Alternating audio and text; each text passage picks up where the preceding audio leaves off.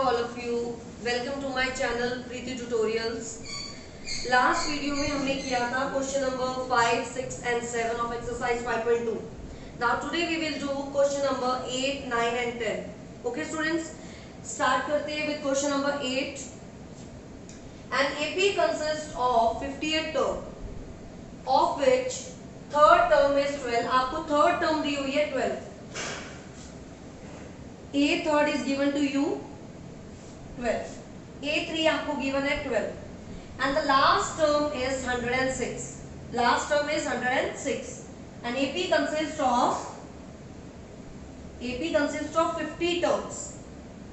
A50 is equal to, and the last term is 106. Main formation यहीं पर है question की, कि यहाँ पे फॉर्मेशन में गलती करते हैं बच्चे. आपको दिया हुआ है थर्ड टर्म इज 12, मैंने लिख दिया A3 is 12. Okay students, and AP consist of 58 term.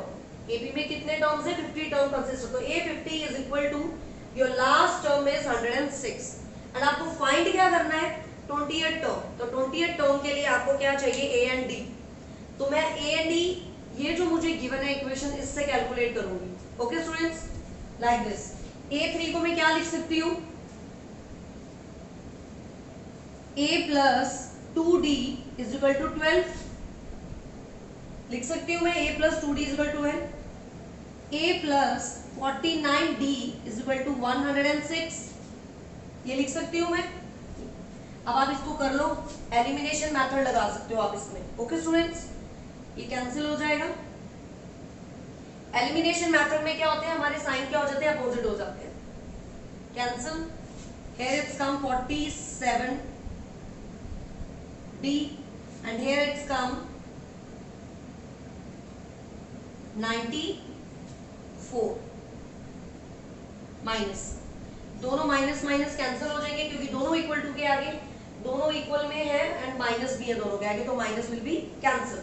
तो D आपका कितना आ जाएगा? 94 और 47. तो D इज इक्वल टू 2. तो आपका D आ गया. तो अब आप A कैलकुलेट कर सकते हो इन दोनों इक्वेशंस में से D की वैल्यू पुट करके. ओके स्टूडेंट्स, चाहे आप इक्वेशन 1 ले लो चाहे इक्वेशन 2 ले लो. I am using equation 1. A plus 2D is equal to 12. A ऐसे ही रहेगा. D की जगह आप क्या लिखोगे? 2. तो A आपका आ गया 8.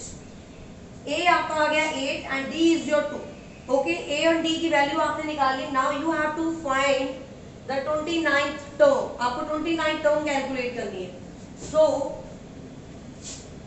29th term, so your equation will be A plus 28D.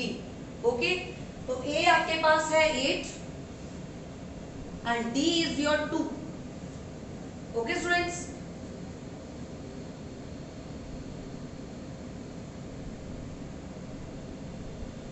so your answer is A29 आपका आ गया है 64. Okay students, so this is your answer. A29 is 64. So let's do question number 9. Now this is your question number 9. In case अगर आपको question number 8 में कोई भी doubt है, then please comment in inbox section. Okay students, and please hit the bell icon also. क्योंकि अगर आप bell icon को हिट करते हो देन यू कैन फर्दर मेरी जो नोटिफिकेशन होगी आपको रिसीव होगी. Okay students, so let's do question number 9. If the third and the ninth term of an AP is 4 and -8. तो 4 जो है वो थर्ड टर्म है and the ninth term is your -8. Okay, पहले इक्वेशन ले लेते हैं. A3 is equal to 4. ठीक है.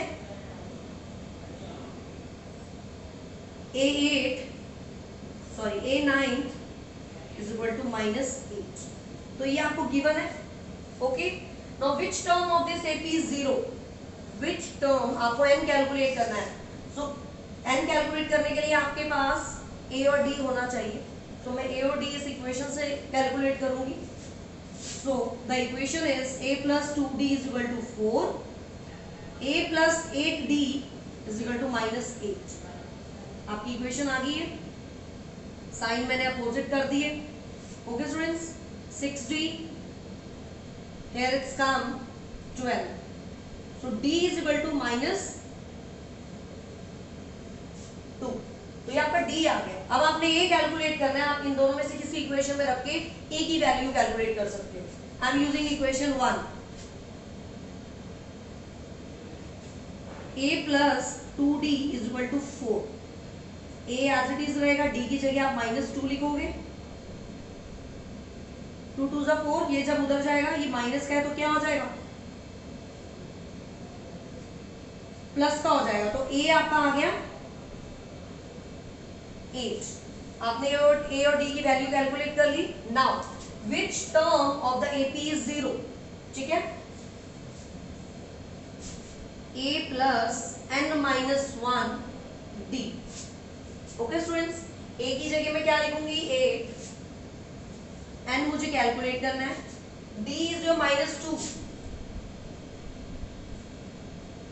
2n -1 सॉरी -2n मल्टीप्लाई कर दिया आपने, एंड 2 2 2 1 2 और ये हो गया प्लस का। इक्वल टू में क्या लूंगी मैं, an 0। ओके स्टूडेंट्स, तो ये आपका आ गया 10 -2n इक्वल टू 0। 2n को आप उधर भेजोगे, ये माइनस का है तो उधर जाके क्या हो जाएगा, प्लस का। तो n आपका कितना आ गया, तो which term of an AP is 0? तो ये n इज 5। ओके, आपको n कैलकुलेट करना था आपने इस क्वेश्चन में। तो इन केस अगर आपको इस क्वेश्चन में किसी भी स्टेप में या कहीं भी आपको डाउट लग रहा है, then please comment me in inbox section. Okay students, let's do question number 10. Now this is the question number 10. The 17th term of an AP, जो 17th term है AP की, वो exceed करती है its 10th term। ठीक है, जो 17th term है वो 10th term से exceeded है। Okay students, by 7. Find the common difference। आपको क्वेश्चन में d निकालना है एंड इक्वेशन उन्होंने दी हुई है कि जो 17th टर्म है वो एक्सीड करती है 10th टर्म से। So your equation will be a17 exceeds by a10। कितने से एक्सीड कर रही है, बाय 7, 7 से ज्यादा है, तो इक्वल टू में क्या लिखा मैंने, 7। ओके स्टूडेंट्स, a17 की जगह में क्या लिख सकती हूँ, a प्लस 16d। a10 की जगह में क्या लिख सकती हूँ, a plus 9d is equal to 7। Okay, formation में ही है, मेन फॉर्मेशन ही है इस इक्वेशन को फॉर्म करना। a17 minus a10 is equal to 7। a17 की जगह में क्या लिख सकती हूँ, a प्लस 16d, माइनस की जगह मैंने एज इट इज माइनस लिखा। इसको मैंने ब्रैकेट में क्यों लिखा, क्योंकि a10 के आगे माइनस है और जब मैं a10 को ब्रेक कर रही हूँ तो a प्लस 9d होगा। तो ये दो वेरिएबल हो गए इसमें, तो इसलिए मैंने बाहर माइनस लगाया। ठीक है, क्योंकि साइन चेंज की फॉर्मेशन होगी। Okay students, now bracket open करूंगी मैं, माइनस है तो ऑब्वियसली साइन अपोजिट हो जाएंगे अंदर के। 9d is equal to 7। ए से ये कैंसिल, क्योंकि ये प्लस का एंड माइनस का 0 हो गया। 16d एंड 9d माइनस किए, कितना आ गया, 7d। So d is equal to 1। तो आपका d की वैल्यू आपने कॉमन डिफरेंस कैलकुलेट करना था और वो आपका आ गया 1। ओके स्टूडेंट्स, तो इस एक्सरसाइज के हमने 3 क्वेश्चंस कर लिए और 8, 9 एंड 10। इन केस अगर आपको किसी भी स्टेप में डाउट होता है then please comment in inbox section and please like my videos, share my videos and subscribe my channel.